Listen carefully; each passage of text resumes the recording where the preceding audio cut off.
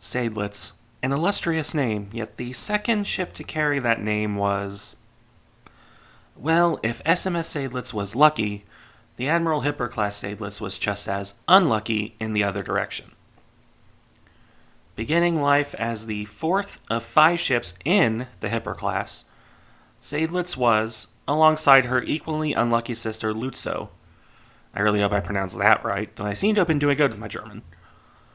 Originally intended to be built to a variation of the design.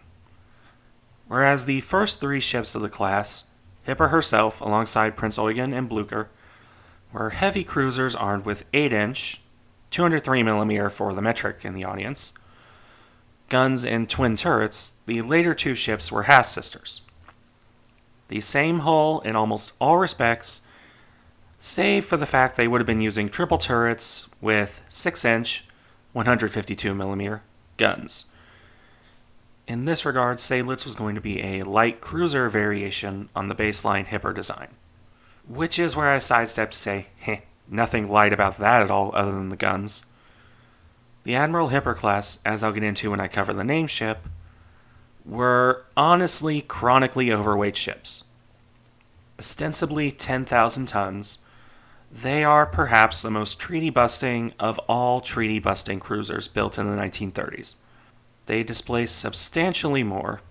Seydlitz and Lutzow would have been pushing up on 20,000 tons had they been completed.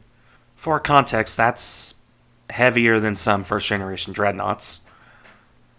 This is due largely to an incredibly inefficient design, but again, I'll get into that mess of a process later.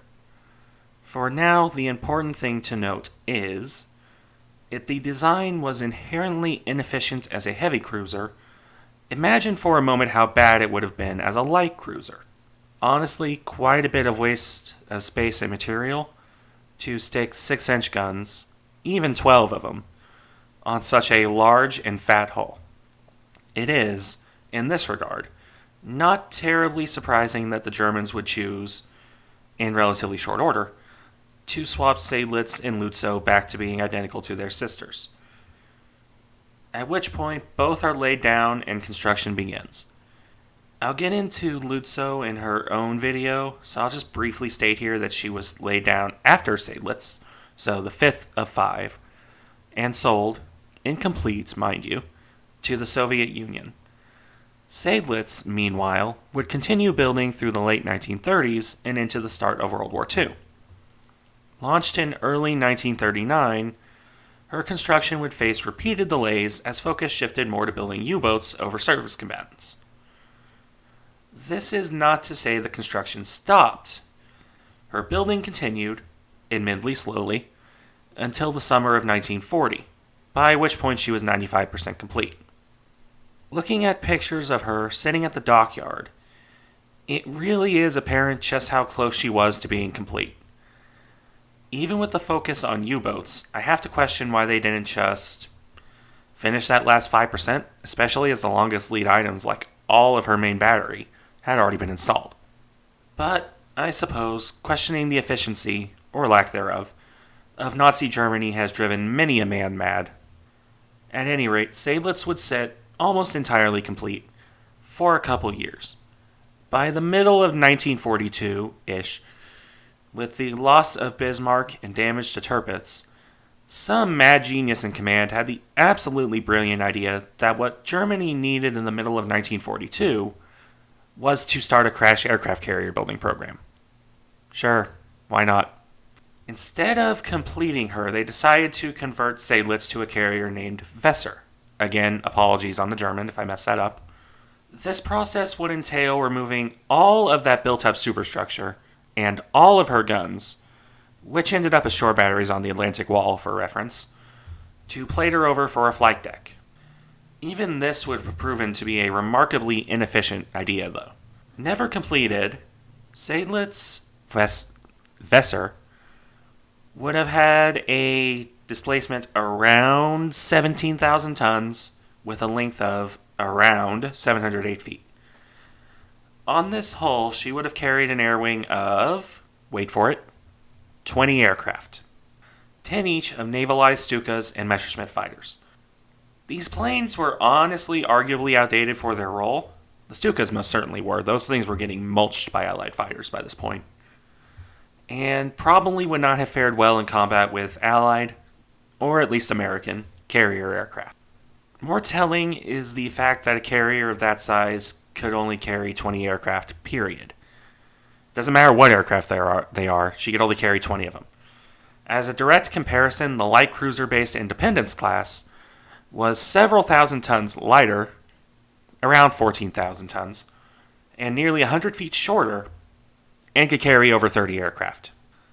And the funny thing is, the USN considered these to be somewhat slapdash and rush ships with little margin for growth, which really says quite a lot about what Weser would have actually turned out as.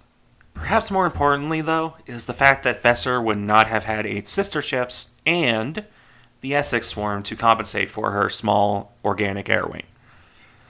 The other German conversions, again, they were going to convert a couple ocean liners too, just like the Italians, would have had difficulty operating in formation with her due to being wildly different ships.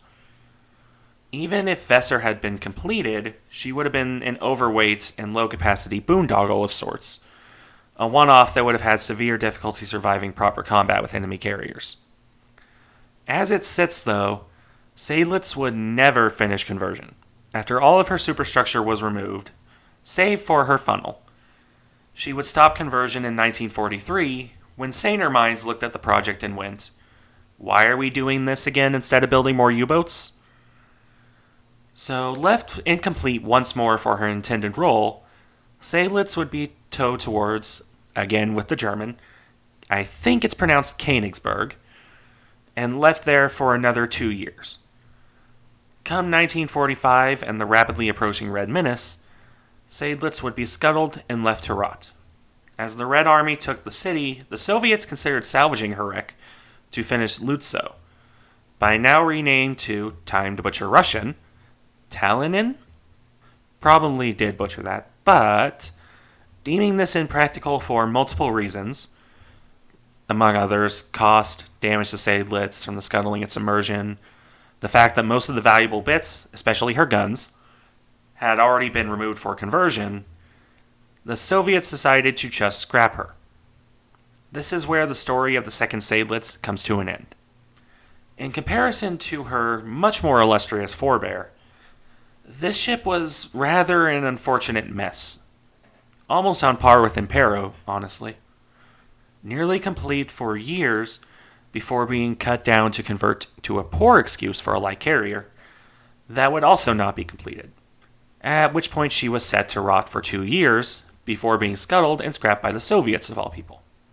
A shame, really, as Seydlitz would likely have been sunk in action at some point even if she had been converted as a cruiser. That's what happened to basically every other German capital ship. But at least she had the possibility to be completed, unlike so many other German naval projects. As always, I hope you like the content, and if you do, please consider dropping a like and a subscribe. I am trying to get to 1,000 subscribers after all. See you in the next video.